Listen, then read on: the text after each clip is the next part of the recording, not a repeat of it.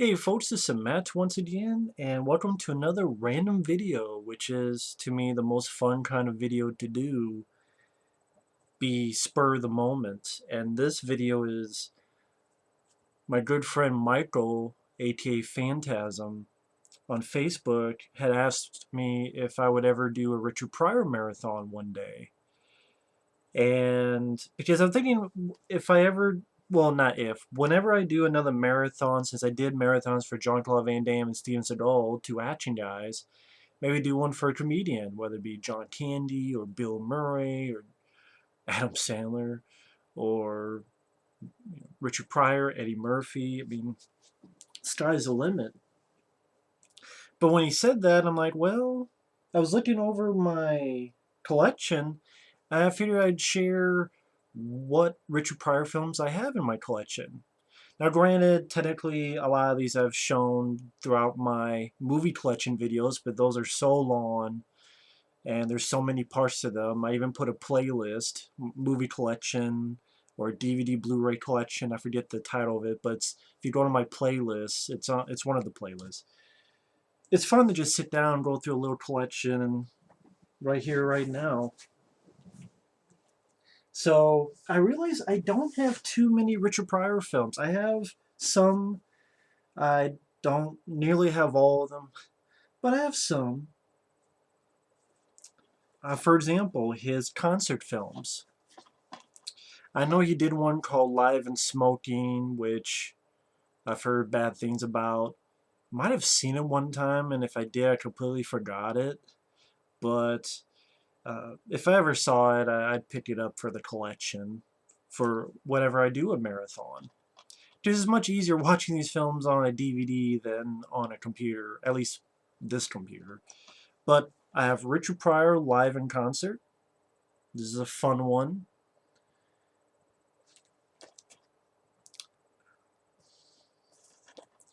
I was going to go in depth on it, but I'll wait till whenever I do a Richard Pryor marathon.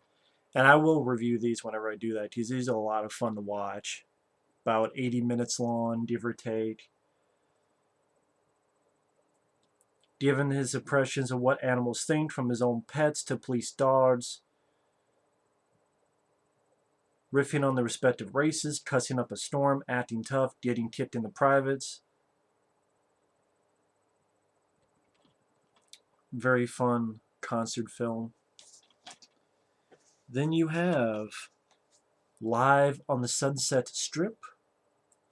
I always enjoyed the trailer for this. It's very simple, where he talks about time to make some money. Gotta get some money. This is the concert film after his freebasing accident. Some people say it was an accident. Some people say it was a suicide attempt. So whichever direction you go in. But when his body and his hair caught on fire, he does make a joke on that. And it's my favorite part of it, where he flips a match. It's like, since you guys love me so much, I heard this one. And he flips a match. What's this? Richard Pryor running down the street. But Live on the Sunset Strip, another fun stand-up. And one that gets some crap, but I've always enjoyed, and that's Here and Now, which he did, I believe, yeah, Bourbon Street, I believe New Orleans, and yep, New Orleans. Thought that was a lot of fun. And this is where, if you ever watch my channel for a long time, there's something that I've said probably 100 times. It comes from this. Anytime you hear me say, bullshit my dick, it's from this. And some of my friends, sometimes when I talk with Effrey, or sometimes when I talk with Mike OCP, and he's used it in a few of his videos, they got it from me, and I got it from this. Because this is the one where there's some hecklers in the crowd, and Richard's talking about how he doesn't do drugs anymore. And some guy goes, bullshit. And Richard Pryor goes, bullshit, my dick. when I first saw it, and even to this day, it made me laugh my ass off to the point I stole it. And anytime I say bullshit, I always add in my dick. It just simple be effective. Very fun concert films. So yeah, anytime I've said in the past, bullshit, my dick. It's from Richard Pryor. And Richard Pryor is one of those guys that, man, I know he had a lot of personal problems and drug problems, but man, as an entertainer, he was just really funny. I know a lot of folks will get. A lot of folks don't like his film work. They prefer his stand up. I like both. I enjoy both. Now, Blue Collar, someone had sent this to me. I reviewed this long ago, but I would be willing to give it another shot whenever I do that Richard Pryor marathon. But it's Blue Collar from 1978. And this is a 2-pack, but I'll show the next one, Greased Lightning, because I believe that was his first starring role. It's a racing movie, NASCAR, Grand National.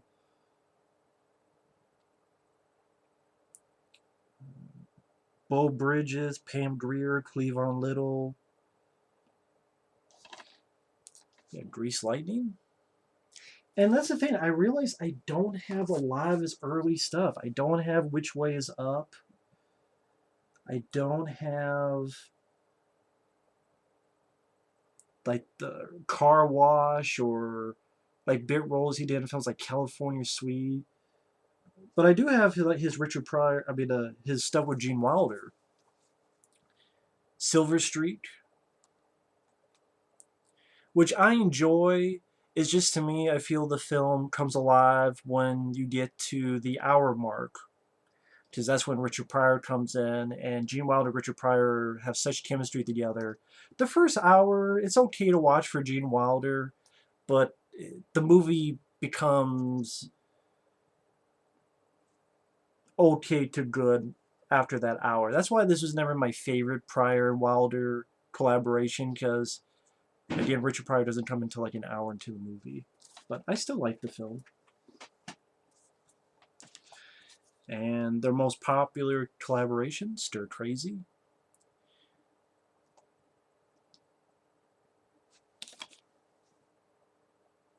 Which is a lot of fun.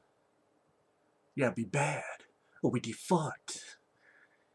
Very entertaining film. My only problem with it is that when it gets to the finale at the rodeo, and they're trying to escape from this rodeo, to escape from prison, it seems like that last 20-25 minutes, there's really no humor.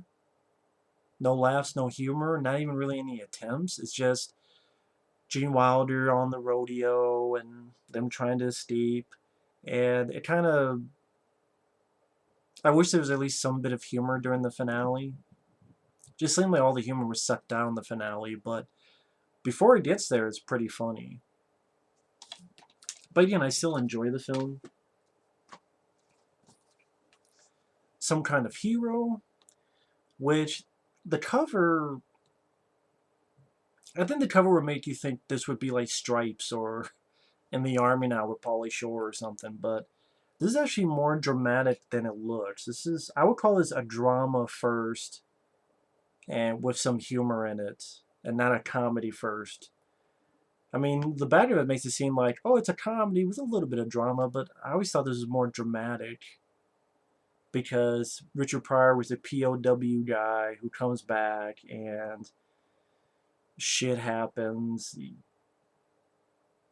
and he's got to pretty much do some criminal work in order to get some money.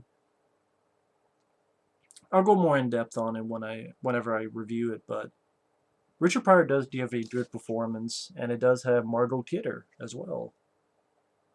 Ronnie Cox, and directed by Michael Pressman. Michael Pressman, that sounds familiar. Is that the guy? I'm sorry, I gotta check. That sounds so familiar. Is that who I think it is? Sorry about that, folks. I have to check. Is that who I think it is? Is that the guy who directed... It might be another director with that name. I don't want to say it because I'll look like a fool. And I just gotta check real quick. Holy shit, that's the same guy. Wow. The same guy who directed that, Michael Pressman. He's the same guy that did Ninja Turtles 2, The Secret of the Ooze. I thought that name sounded familiar. Holy shit. And he did Dr. Detroit. Wow. Okay. So the director of this is the director of Secret of the Ooze, which I love to death. So, alright. Did not know that. Bustin' Loose. Very fun movie. One of my favorites of Richard Pryor's filmography. Pretty much he's a criminal. He's got to take these kids who have a lot of problems cross country. He's joined by this teacher played by Cicely Tyson. And throughout it, he sort of learns from them and vice versa. And becomes a bit of a better man at the end of it. But still, it's got some little bits of drama, but this is a comedy first. It's pretty cheap Good Times DVD, but still a very fun movie.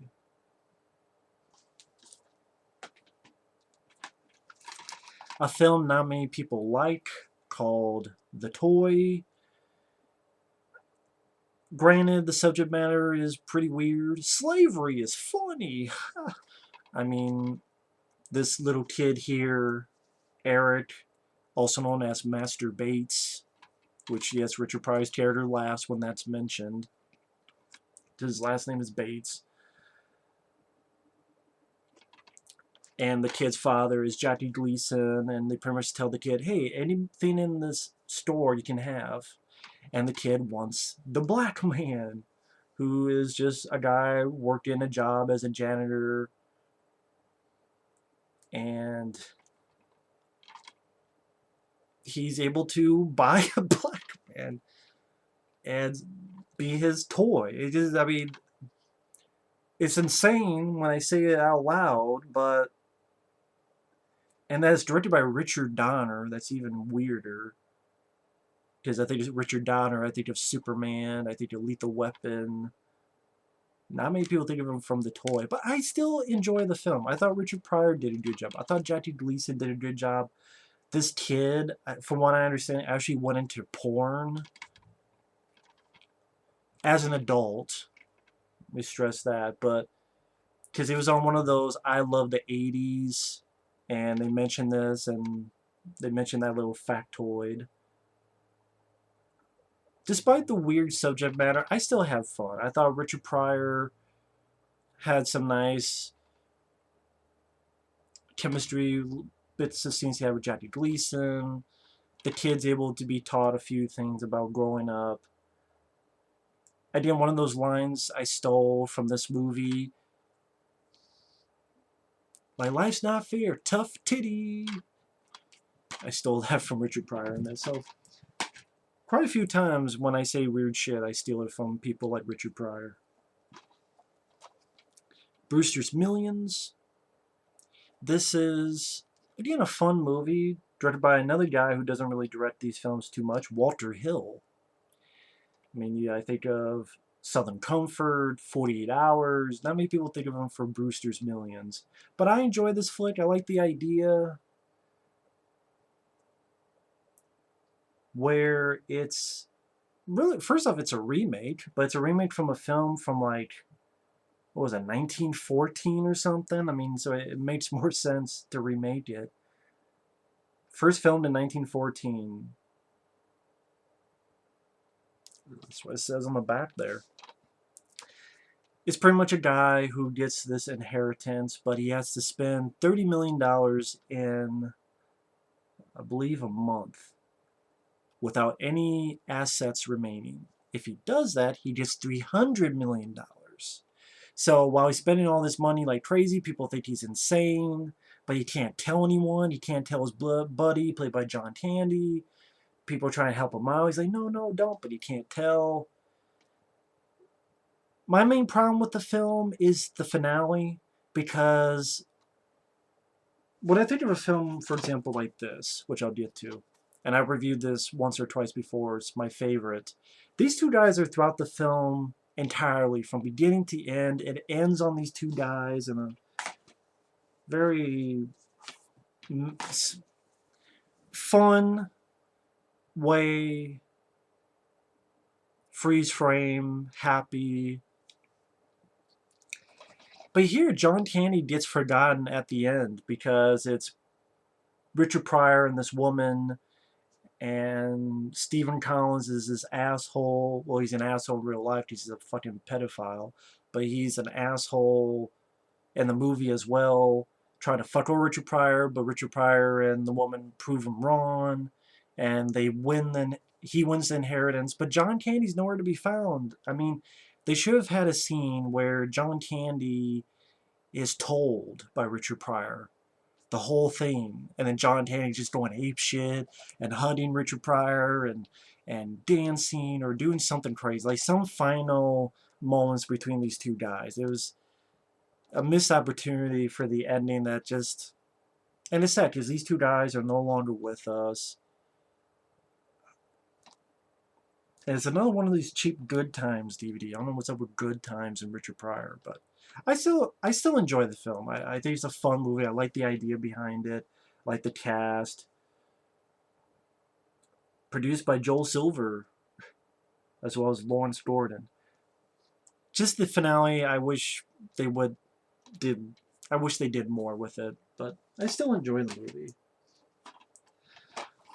Moving, a film no one really talks about when it comes to Richard Pryor, but I enjoy. You actually have, I think King Kong Bundy is one of the guys.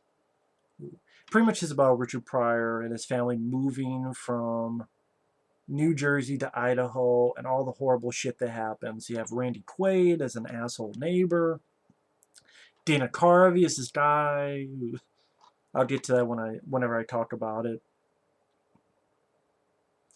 This is sort of the start of where you can kind of see the MS and such affliction with Richard Pryor.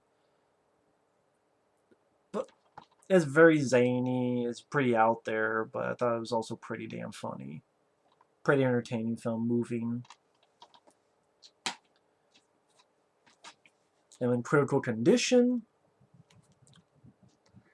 I believe this was a gift from a long time ago. I believe this was a gift, which I thank him for. In Critical Condition, once again, it's a film I do enjoy, where Richard Pryor is a criminal who fakes insanity. He's taken. Someone's trying to prove him, no, you're sane, you're going to jail. The power goes out, and he's sort of pretending to be a doctor, trying to get out of there, but also helping people along the way. And once again, this is one of those films that's kind of sad watching because you see the MS. Just there are times where Richard Pryor will kind of be looking a little bit blankly, and it's because of the MS. But despite that, still a fun movie from Richard Pryor. One I should mention, I actually have it over here, which people don't groan about, but I enjoy this movie. I always have enjoyed this movie, and that is Superman 3. And yeah, Richard Pryor got so much crap for it, he's not even on the fucking cover. He's on the cover of the theatrical and VHS, but there he is right there.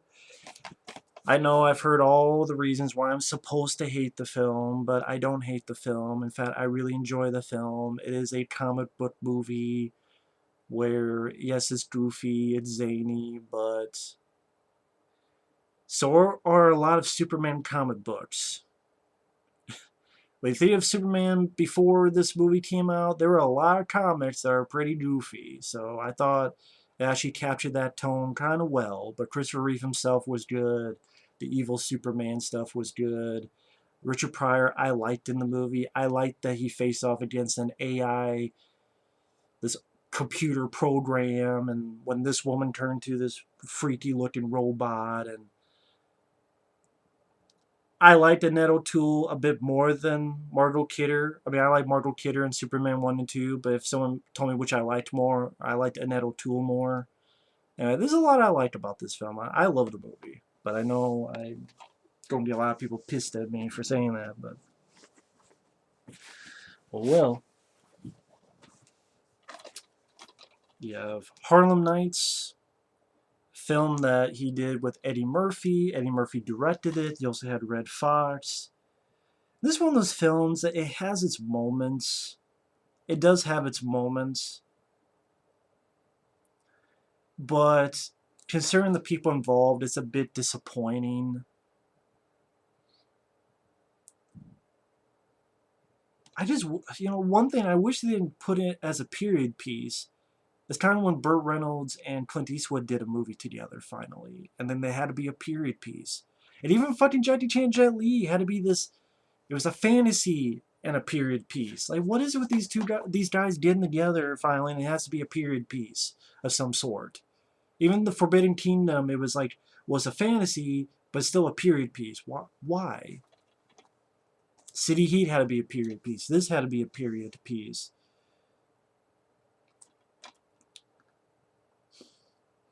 I don't think it worked.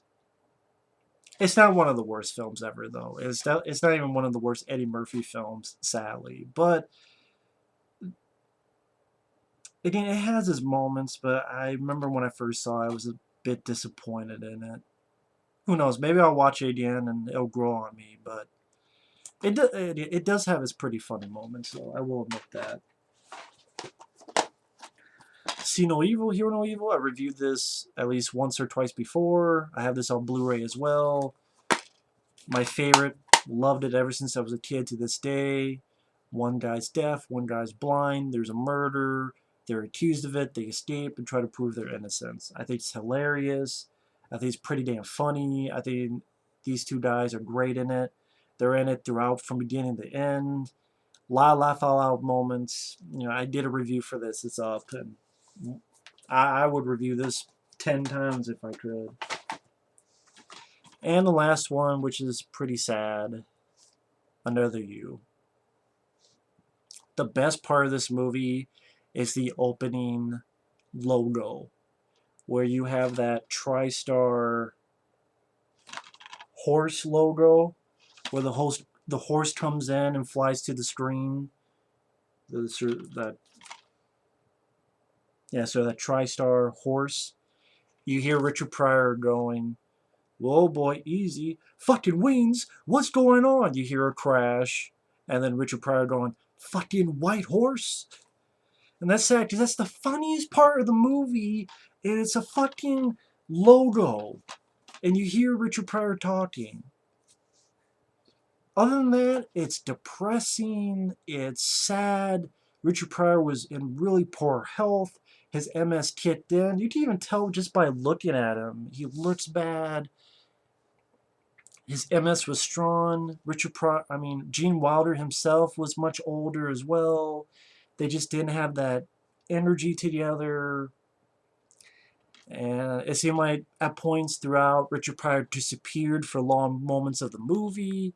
And then the stuff with Gene Wilder by himself just wasn't that interesting. Dealing with this guy and this wife and mistaken identity and having Stephen Lane in it didn't help, because I'm not a fan of Stephen Lane as an actor. It just really depressing movie to watch. So, but yeah, that's my Richard Pryor collection. I know there's been quite a few documentaries and so forth, but yeah, that's all the stuff I have of Richard Pryor. And I would like to do this more often, just showing a collection of a certain actor or director or so forth. It's easy to do and it's fun. So thanks for watching, take care, and we'll see you in the next video. Later.